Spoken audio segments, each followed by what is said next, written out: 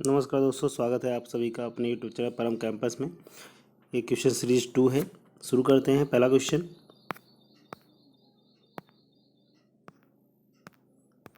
जो सर्वनाम संज्ञा शब्दों के मेल से बनते हैं उन्हें क्या कहते हैं? विकारी सर्वनाम। सर्वनाम विकारी होता है तो उसको कहने की जरूरत नहीं है। अविकारी सर्वनाम कोई होता नहीं है।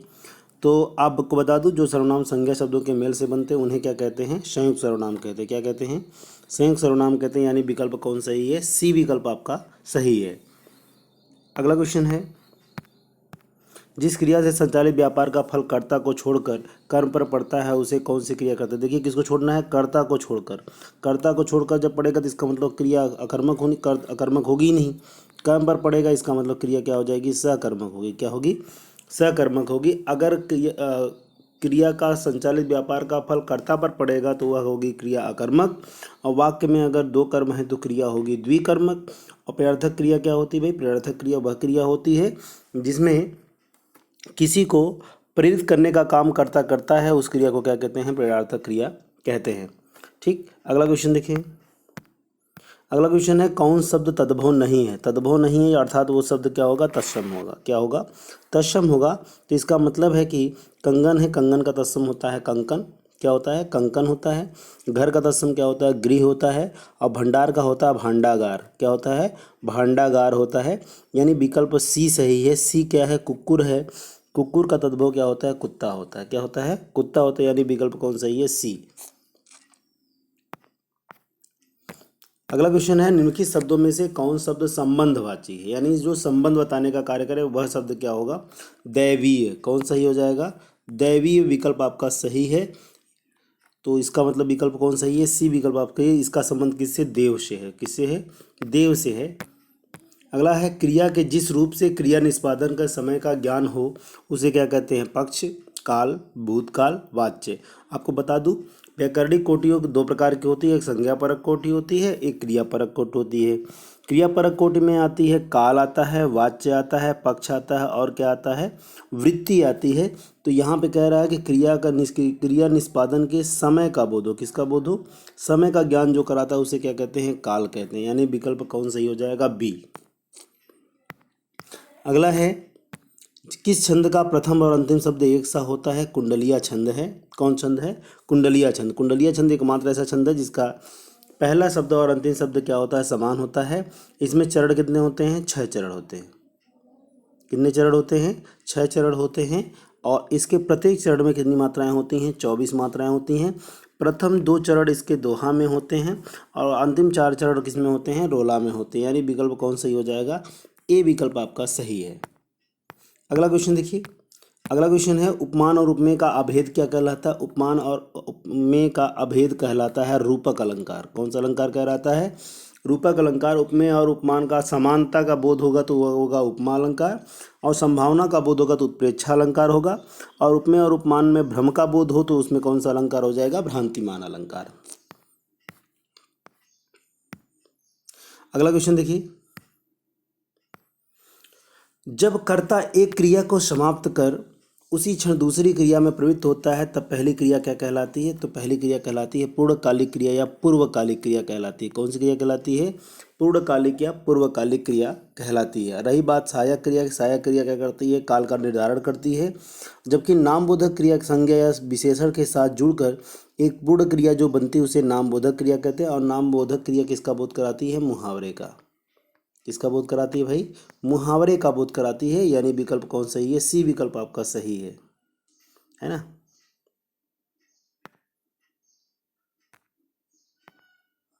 अगला क्वेश्चन देखिए। शब्दांश कितने प्रकार के होते हैं? शब्दांश की बात करें तो शब्दांश होते हैं 2 प्रकार के। कितने प्रकार के होते हैं? 2 प्रकार के। एक होता है आपका उपसर्ग। एक क्या होता है? उपसर्ग होता है। दूसरा क्या होता है? प्रत्यय। दूसरा क्या होता है? प्रत्यय होता है। यानी विकल्प कौन सही है? बी विकल्प आपका सही है। निम्नलिखित में से कौन शब्द फारसी नहीं है? खामोश, कबूतर, चिराग। ये तीनों क्या हैं? फारसी शब्द हैं। तीनों क्या हैं? फारसी शब्द हैं। और डी जो है हक क्या है? फारसी शब्द न होकर एक कैसा शब्द होगा? अरबी शब्द है। कैसा शब्द है?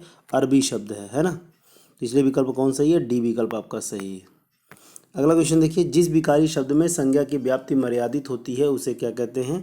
जिस विकारी शब्द से संज्ञा की व्याप्ति, व्याप्ति का मतलब होता है विस्तार या फैलाव, सीमित हो जाए, किसकी वजह से होता है? विशेषण की वजह से। यानी विकल्प कौन सही हो जाएगा? बी विकल्प। और ये क्वेश्चन समीक्षा अधिकारी मेंस के एग्जाम में पूछा गया प्रश्न है और परिभाषा दी है कामता प्रसाद गुरु ने। निम्नलिखित में से तद्भव शब्द है।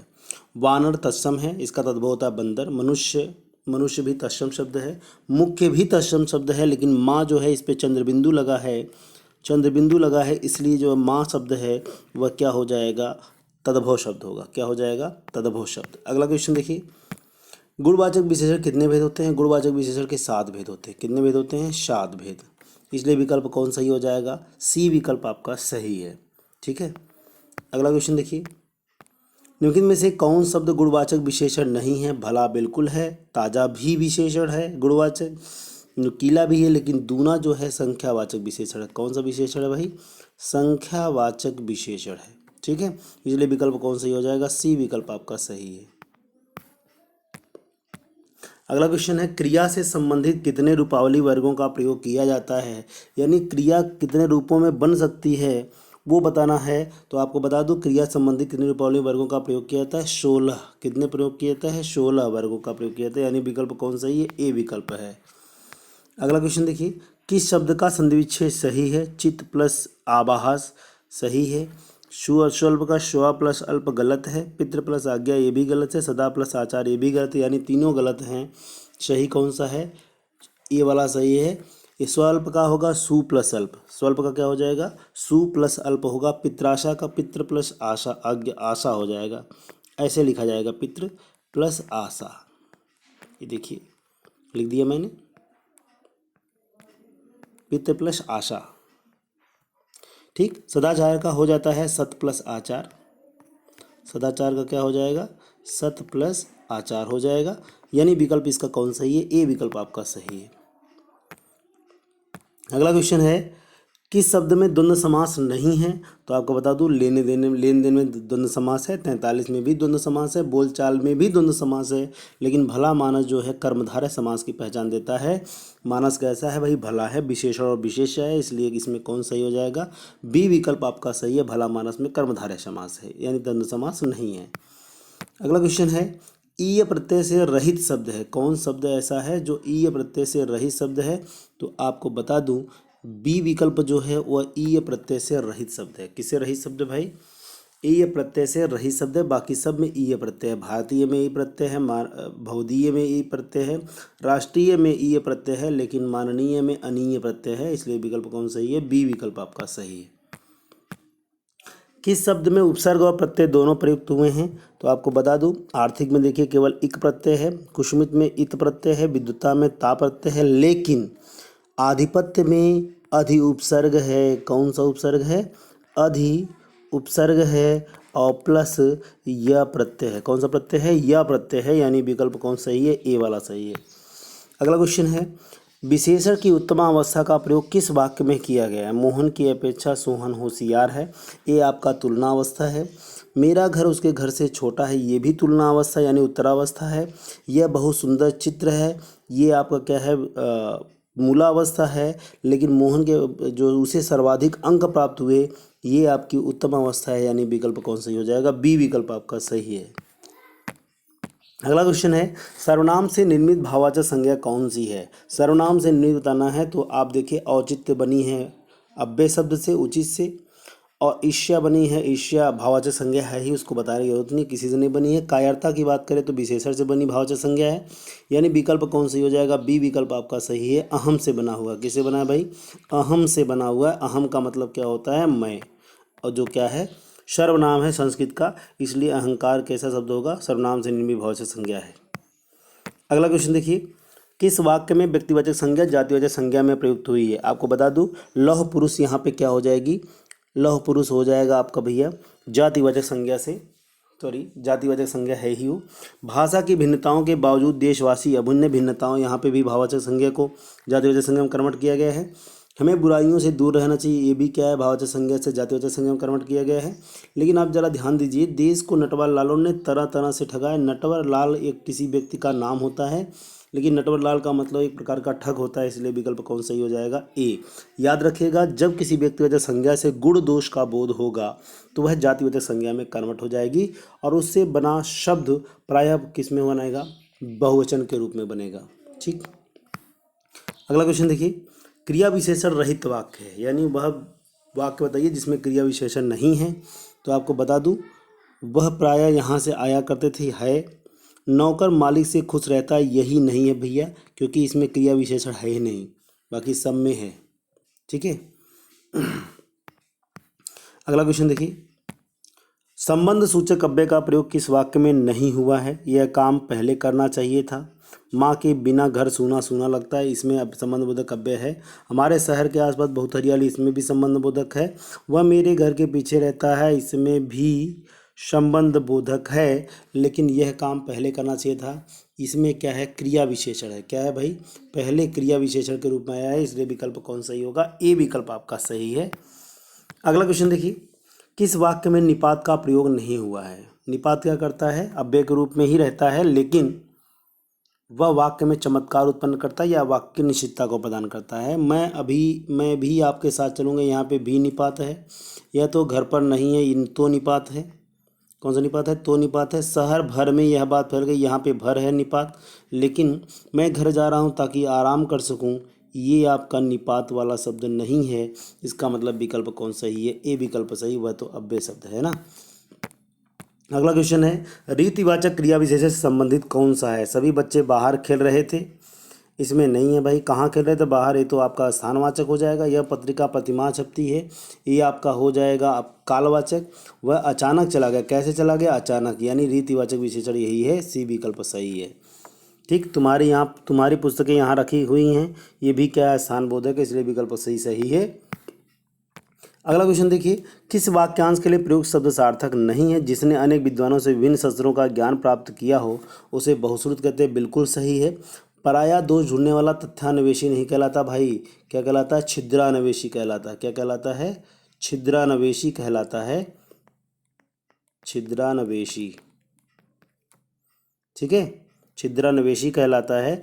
जो अधर्म करने से डरे अधर्म भीरु कहते हैं। आश्रयदाता को प्रसन्न करने के लिए कही जाने वाली झूठी सच्ची बात ठकुर सुहाती होती है, यानी विकल्प बी सही है। अगला क्वेश्चन देखिए, किस विकल्प में शब्द युग्म का अर्थ भेद सही नहीं है? कपिश, कपिश का मतलब मटमैला, कपीस का मतलब हनुमान, बिल्कुल सही है। अभय का मतलब होता है निर्भीक, उभय का मतलब दोनों, ये भी सही है। इतर का मतलब अन्य, इत्र का मतलब सुगंधित द्रव्य, ये भी सही है। कांति और क्लांति, यहाँ पे देखिए विकल्प को जरा ध्यान दीजिए, थकावट उल्टा कर दिया है। थकावट, क्लांति का मतलब थकावट होता है, ये वाला इधर रहना चाहिए था और ये वाला इधर रहना चाहिए था। ठीक है, यानी यहाँ पे उल्टा हो गया, यानी विकल्प कौन सही है? डी विकल्प आपका सही हो जाएगा। अगला क्वेश्चन है, किस विकल्प में सभी शब्द संप्रदान तत्पुरुष समास के उदाहरण हैं?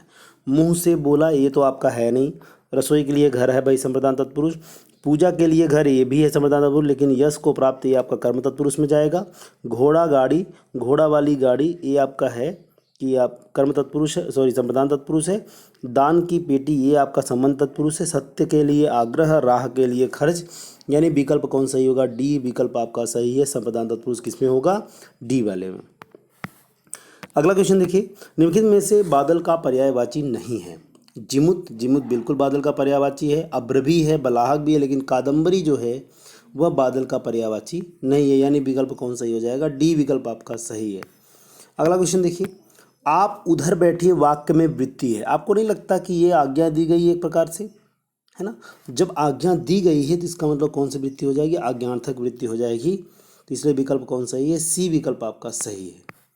अगला क्वेश्चन है, प्रवृत्ति शब्द का विलोम क्या होगा? प्रवृत्ति शब्द का विलोम निवृत्ति हो जाएगा, यानी विकल्प कौन सही है? सी विकल्प आपका सही है। अगला क्वेश्चन है, निम्नलिखित में से किस विकल्प में आवृत्ति मूलक पक्ष है? आवृत्ति मूलक का मतलब होता है वह पक्ष जो डेली रूटीन में हो, यानी जो आज हुआ हो वो कल भी हो, परसों भी हो, नरसों भी हो, ऐसे चलता रहे। तो एक प्रकार से कह सकते हैं कि वाक्य के अंत में ता है, ती है, ते हैं आए, या ता था, ती थी, ते थे आए, तो उसमें आवृत्ति मूलक पक्ष होता है, यानी विकल्प कौन सही हो जाएगा? डी विकल्प आपका सही है। यहाँ पे माँ खाना बनाती, आज भी बनाएगी, कल भी बनाएगी, परसों भी बनाएगी, है ना भाई? इसलिए विकल्प कौन सही है? डी विकल्प आपका सही है। Thank you. तो मिलते हैं दोस्तों, आज के लिए इतना ही, अगले वीडियो में। तब तक के लिए नमस्कार।